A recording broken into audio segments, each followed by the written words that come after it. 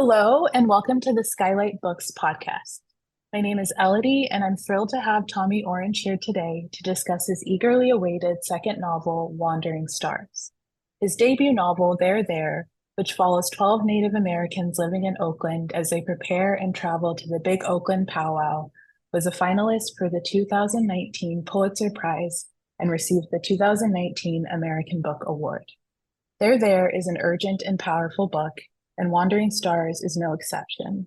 In the novel's opening pages, we meet Jude Starr, a young man who survives the 1864 Sand Creek Massacre. From there, we follow Jude to Florida, where he is imprisoned with Victor Bear Shield, a fellow survivor. If these names sound familiar, it's because Jude Starr and Victor Bear Shield are the ancestors of Opal Viola Victoria Bear Shield and Jackie, Luther, Orville, and Lonnie Redfeather, characters we encounter and fall in love with in There. Wandering Stars is about addiction and identity, survival and love, and a moving portrait of a family as they attempt to process, recover, and heal from a legacy of institutional violence and trauma. Tommy Orange is a graduate of the MFA program at the Institute of American Indian Arts. An enrolled member of the Cheyenne and Arapaho tribes of Oklahoma, he was born and raised in Oakland, California. Thank you so much for being here, Tommy. And I would love to start with a reading from the book, and then we can talk some more. Chapter 10. Everything Blue. Charles Starr was writing again. He didn't know it would be the last time. It was the morning before the morning he would wake up to rob a general store. He was trying to convince himself of something, that he would die soon, that he would not. Did he think he would die because he was going to do a robbery at gunpoint and the person he would rob might pull out a gun and shoot him? Did he think this was what brought him to the page to write in a way he hadn't been able to before? If it worked to make him write, would he need to keep taking these kinds of risks in order to keep writing? What was he writing? There were connected points, events, and the people he'd come from that he wanted to try to say without delivering them into the vanishing, where it was assumed his people were headed. Everything had become so muddied, so filthy feeling, his own skin spattered with mud from the mess they made. His parents by mixing their blood and making him. Surely there was a story he was a part of that spoke to the purpose of his life. But the answer to why anyone had come here to live and to die was never clear, nor why some died too soon and others past ripe, who looked like rotting fruit fallen from the tree. Most days he just let the laudanum do what it would do to him, which he would have trouble remembering later, and hate himself for not being able to stop wiping out his own memory. Sometimes, in his effort to get rid of memory, all that was left was the deep past. So then he'd be thinking about his people. His tribe was in Oklahoma, and there were no parents left to speak of. He'd never found his father, and his mother was surely praising God in whatever Jesus-less part of the world she decided she would help save. He had never known a God. He'd wanted to. God felt more to him like a whole than a presence. He knew something holy was happening to everyone, even while life could feel a hell of a lot like hell. There were other people who hadn't made you, who ended up making you. There was Opal. There had always been Opal. The purity of her voice, her sound mind. She was a stone. But he felt his entire worth gone, despite having Opal. She couldn't be had. She was her own, and so did everyone belong to themselves and to themselves alone. He just then, as if suddenly, felt like he belonged to the thing that he was doing, this writing or thinking or being at the page, which felt like both doing and waiting. He wondered then if all waiting didn't require some amount of faith, if all of life was waiting for what? He felt then that everything was blue, the blue of sky and the blue of starlight, but also deep inside the blue of vein and bruise and song. It lived in him. The blue smoke he'd read about in a letter from his father about first running away from a massacre. He didn't know anyone else like him, so he was that thing more than alone, lost even to himself. Yet here he was. Here he remained. Even now, as he was feeling he would go, leave the world. Was it only a feeling, or did the feeling mean more than the feeling? He felt then his body was a metaphor, human history some elaborate hoax, the world made against itself, split in half, everywhere with its good and evil, love and hate, day and night, dream and waking, heaven and hell, Indians and men. He was once a child, an Indian child in Indian country. Then his people put him on a train to the school, and the school took him further past himself and left him somewhere he couldn't find his way back from. He felt something bulging in him. He felt pregnant with death and so tired of enduring. The wolf was still following him, that wicked dog of need inside. The laudanum tincture, that alcohol and morphine mixture sprinkled with powdered gold and pearls, it had done something to his mind, something he couldn't get back unless he stopped using it, spooning it into his mouth. He'd just been trying to make himself feel better. Had that been it? Had that been what everyone had been trying to do about being alive? Find whatever made them feel better about the hells, sure to visit the seasons of their lives again and again. There was more, something more. What was it? He would not die, he thought then. He would get the money, and with Opal find what it was that made everything make sense, love or peace or just a little place to live near where he could hear water and the birds singing in the morning when he woke next to her and perhaps their children. Was it hope then that he felt in his heart, or disappointment? He couldn't tell. It was heavy. And he didn't know if that was good or not either. He looked at his spoon, then out the window at the sun. Thank you so much for reading. I wanted to start there because while reading your book, I found myself thinking about this question of what do we inherit? That just was a question I kept returning to when reading the book. And it's such a powerful book about trauma and ancestry and what's passed down to us and what we don't even know is passed down to us, and how we attempt to understand our history, our personal history, which I think is also connected to the history that is the United States, or the idea of the United States or America.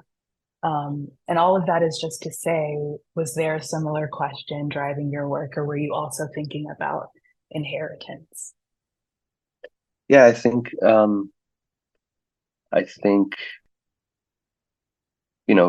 writing is an extension of thinking for me, and an extension of feeling. It's a way for me to process things that don't make sense, maybe. And there are similarities that I have with the characters. That's where I write from a very personal place, even though their lives don't necessarily resemble mine in many ways. Um, my dad, kind of made a choice to not raise us in a more traditional way.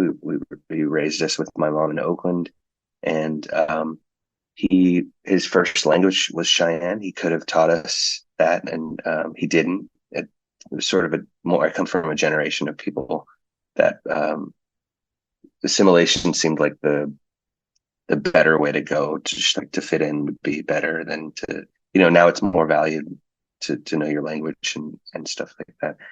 And so the question of how much did I inherit of this deep past that he was and is connected to has always kind of got at me, because I know that I do.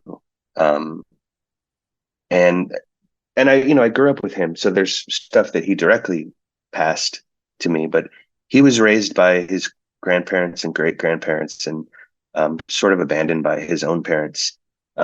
So he had access to people that were much closer to something like the Sand Creek Massacre. We grew up hearing the story, and there at one point Opal is talking about Luther, I think, is trying to make sense of something that Opal talks about, like intuition. Um, and she explains it as like, well, if your people like knew a lot of bad, like met a lot of bad people along the way, you know, a bad person when you see one, like you can feel it because we had to learn to feel it. And that's just one of the ways that like, you know, intuition could be something we inherit, and we could know certain things because of the way that our people experienced life. And, you know, I don't know how much I believe in like spiritual inheritance or how much is genetics, but I do know a great deal gets passed down that's not directly oral, or, you know, that's not a one to one. Like I learned how to weave this whatever from my grandmother. There's mysterious stuff, and I wanted to use language to try to get at what all of that can feel like. Mm. Yeah, I think the mystery of it is really interesting, and you can feel how some of the younger characters, which I found so moving, how they are so desperate to understand themselves, but there's no clear answer and there's no like easy place to land. Yet being drawn to, and just knowing that you have a history and feeling that history, but not being able to articulate it. And I feel like you see how these different characters try to find a language for that path. Um, and yeah, I think one thing that was super interesting was it felt like there was a through line of a connection between creation and experience. If not creation and suffering, but this idea of like alchemizing um, a painful experience. Like there's that wonderful moment early on with the trumpet and um, Charles like performing his pain and everyone being able to really feel it and that being such a powerful moment. Were you thinking about that as well while writing the book? Yeah, definitely. I mean, music and art obviously are important to me.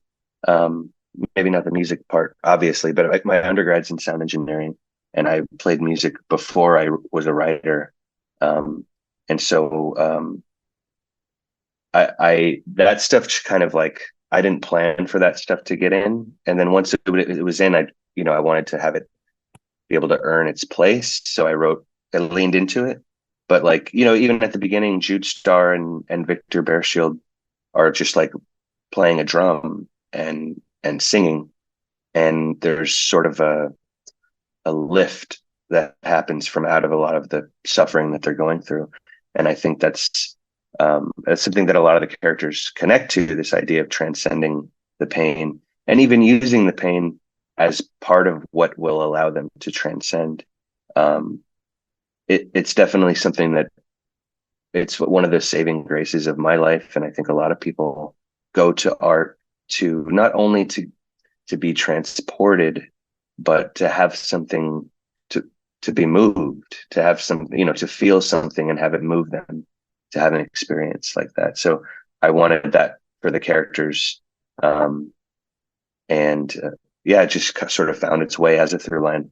As I wanted to have as many things, positive and negative things that existed through the generations. Mm. Yeah, I think I read or heard that you're a runner, and Orville ends up becoming a runner in the novel. And I was thinking or wondering if that was something that felt was a personal connection. Yeah, definitely. I played roller hockey, and I sort of gave that to one of the characters named Sean Price. So I I have myself as a resource to pull from, and I don't tend to base characters on real people, and so inevitably my characters will take on the things that are important to me. But I also, by having a lot of experience with those things, I can better write into them. Um, and running in many ways saves me still, in similar ways as Orville. And what made you want to return to Orville's family? Because, There There has so many characters, but we come back to that family, and you're really going back to what feels like the beginning in some ways. So what made you want to go back to Orville? Or there was something about the idea that Orville was shot while dancing at this gathering of Native people, and um, and this layering of history and how we're affected by history, how history affects the present. It just felt like there was a lot of layers to write into when I thought about Orville, and I leave it sort of unknown at the end of there. And I also wanted to resolve that piece, and have it play out. It's not an easy resolution, but to have it play out as like, how would you come back from that? And there's a lot of people that suffer from shootings in this country, and usually it's just a headline and a number, but we don't check back in with people and see how they made it through. And so that was also interesting to write into. um, and we've gone through this opioid crisis, and it all just felt like it fit something that had layers that I wanted to write into. Yeah, there's that moment where Orville is searching for survivors on YouTube. And just the idea of that was or specifically students and young people who have survived school shootings. And that was just a moment where that felt so contemporary and so like awful and real, and just hit me in a different way, because like you're saying, again, we always see it as the headlines, but to see it in that context was just really jarring. But it was like, of course, like kids are going online and trying to talk about or talking about their experiences. And I think the way that you weave in the day to day of real life. Like just, so much of the book, or a lot of the book, is Orville. We're in Orville's mind, or these various characters' minds, but you're so good at including the technology, and weaving that in a way that is, maybe this is a small note, but I think it can feel really jarring. And this book feels very timeless, yet also prescient to our moment. And that is a really hard thing to pull off. So I really just wanted to thank you for that, because Oh, thank you. Yeah, it's really important for me I, for the contemporary parts to feel contemporary, without, like you said, it can be a pitfall, like to reference stuff can feel empty, and it can be jarring, or it can pull you out of the work. And so I tried to like work it in a way that it's enriching the character, and it's about their connection to it. But I really didn't want to write a historical part. It wasn't part of the plan. I sort of fell down a rabbit hole.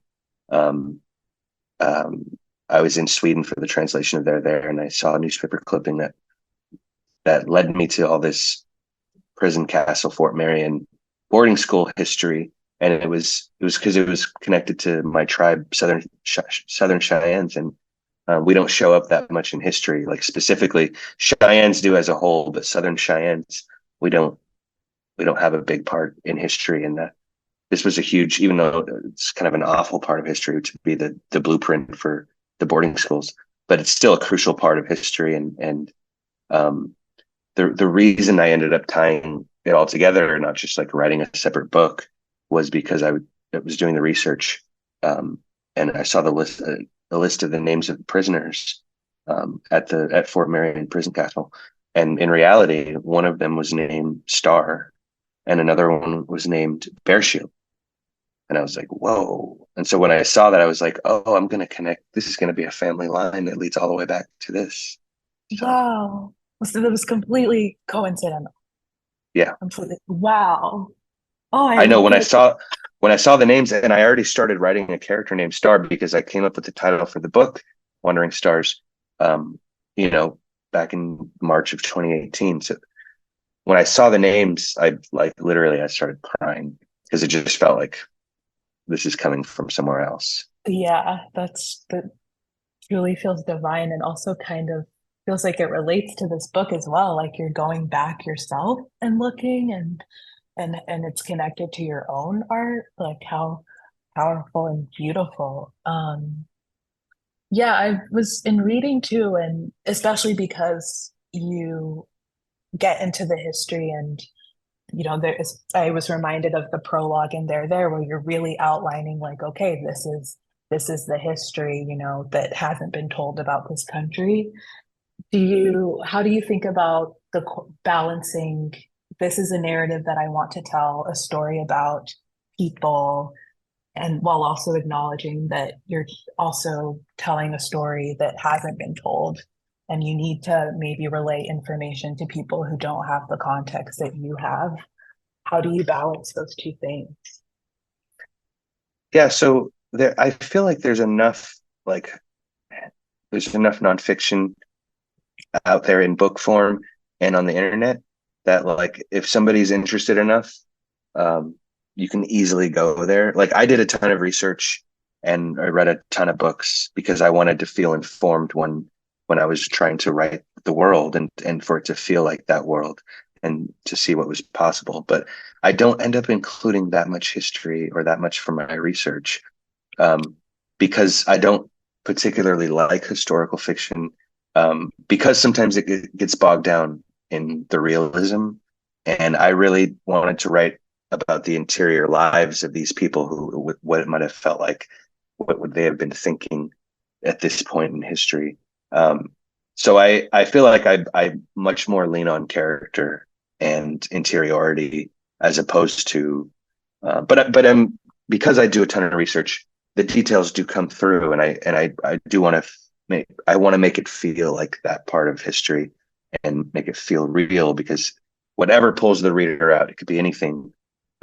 You never want the reader to think about the fact that they're reading the book because that stops you from reading, and the point is to get readers into a state of like, I want to keep reading. One character I was fascinated by in terms of thinking about how you even went about writing it was Richard Henry Pratt, who founded the Carlisle Indian Industrial School. And not only do you make it clear who he is in terms of his role in racial segregation and, this effort of assimilation and really erasing an entire culture from a people, and yet it feels so personal. You're writing, you get into that interiority, like what was that like to inhabit that person, like someone who has enacted violence against your people, and to not only write about that character but to live inside that character, and for it to feel so specific.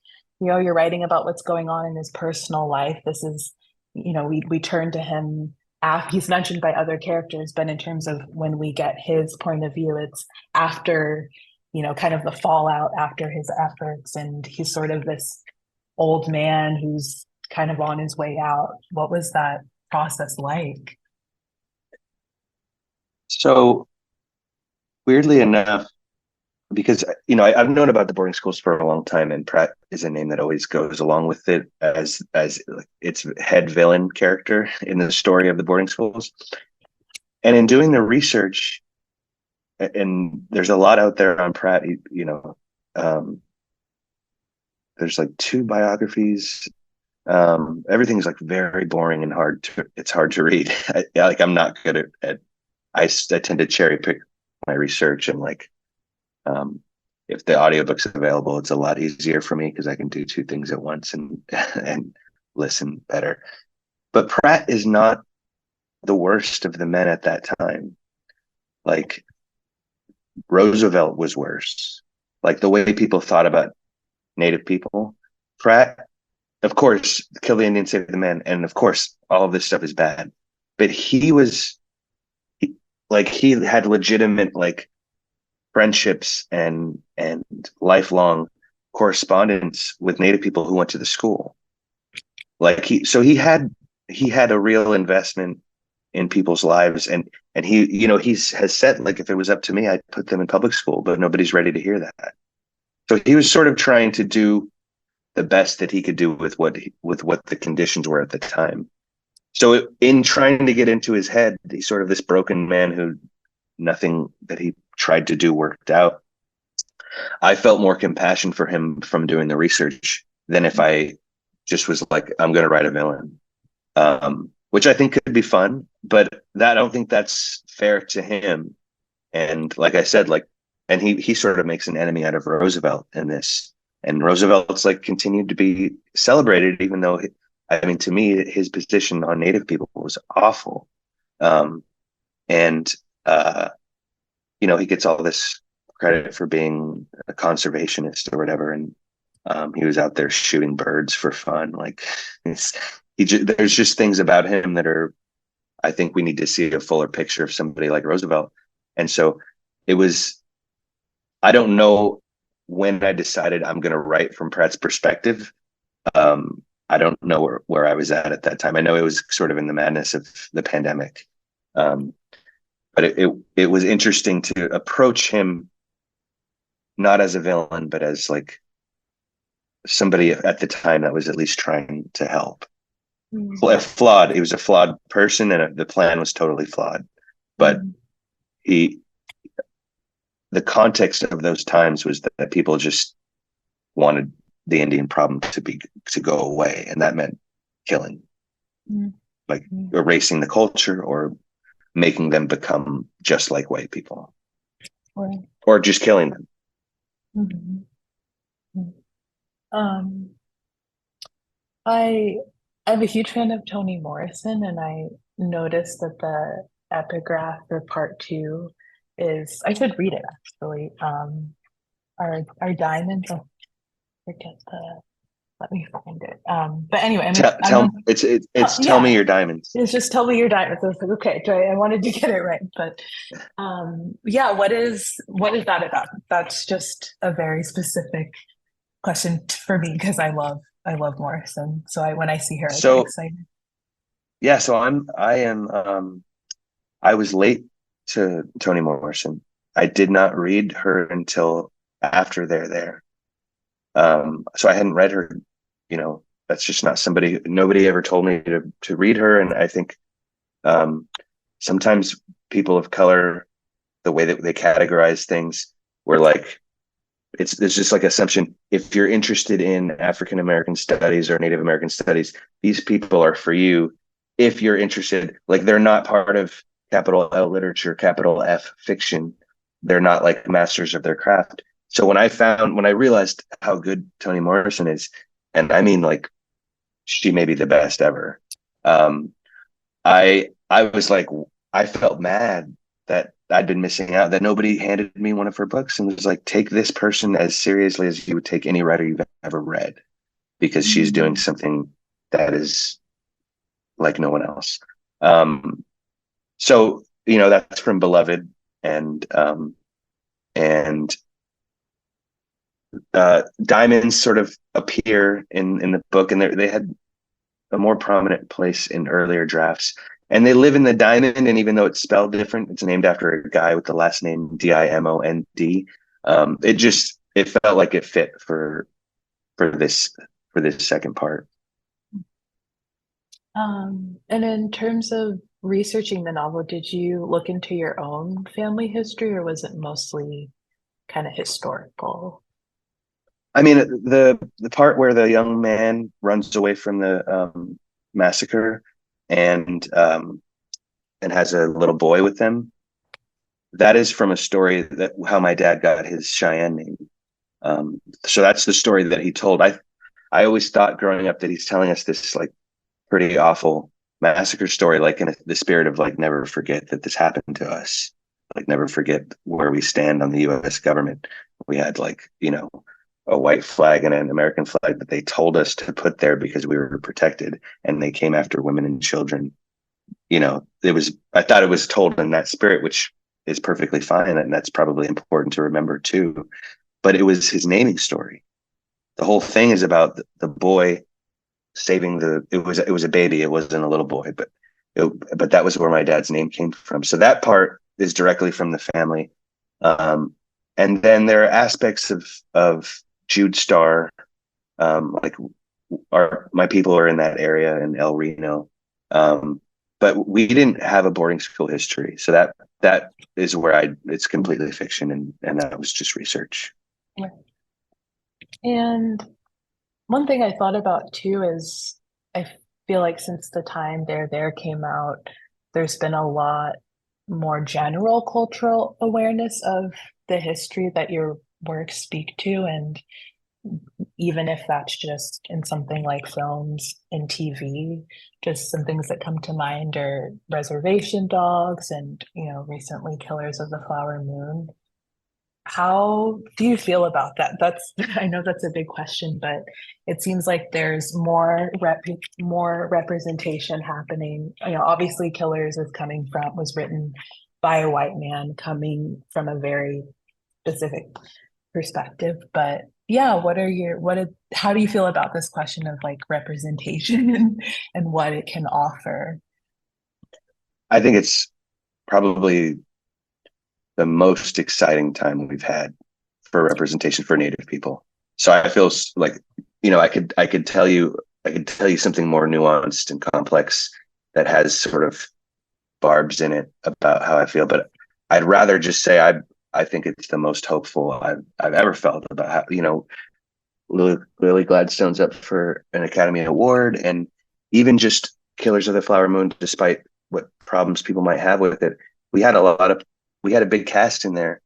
And this is a story that was told from our perspective, which was first told from the FBI perspective.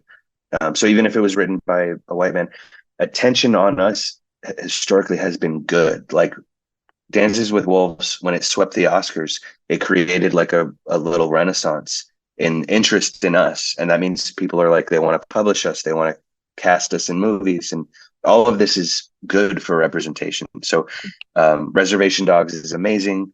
So is Rutherford Falls. There's a lot, like the new True Detective season has like this big Alaska Native component. So I think it's a super exciting time for us, and it's much needed. It is just pathetic how long, like, the way people have thought of us as just like related to pilgrims or related to cowboys. That's basically what we were, and always historical. So as much contemporary representation and as widely as we can be seen on the biggest stages, it's going to bring a lot of healing for us, because we haven't been able to move out of history, and that's super harmful. So the way you think of yourself and the way that you think of other people thinking of you in the American imagination. So I'm super hopeful. I want to answer it in a really positive light, because that's how I feel. Nice. Yeah, it feels super exciting on my end too, and it feels like we're in such a weird time in this country. Like I feel like everything is happening. Like we're figuring out so much. It feels like so much is being unearthed, and yet we're still working it out. But I'm really grateful for this book because it felt, yeah, like I mentioned earlier, contemporary and so present, but also connected to the past. And I think it's a book that should be required reading in Oh, schools. thank you. Yeah, or just for anyone really who's interested in history and how it relates to us and our lived experience. So thank you so much, Tommy, for being on the podcast and taking the time to chat about your process and the book. Yeah, thank you so much for having me on, and for all of your very thoughtful and with compliment embedded questions. I really appreciate that.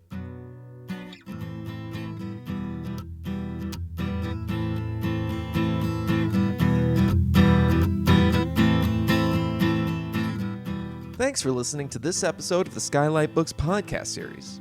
We hope you enjoyed it. If you'd like to check out the book featured in this episode, or others, please visit skylightbooks.com.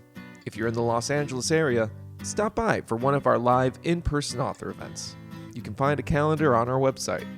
If you like this podcast, leave us a review. It really helps us out. Our music is by Duck the Piano Wire. Till next time.